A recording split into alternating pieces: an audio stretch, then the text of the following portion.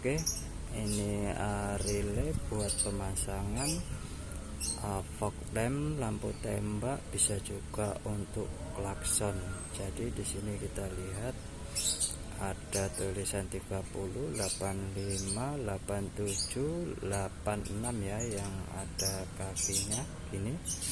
Jadi untuk 30 ini kita kasih strom langsung atau plus, untuk 85-nya kita kasih ground atau minus, untuk 86-nya kita gunakan sebagai input, baik itu dari klakson ataupun lampu tembak.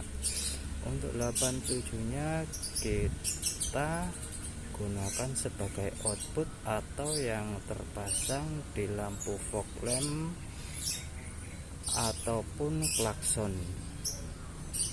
Oke, nanti kita lihat video selanjutnya. Terima kasih.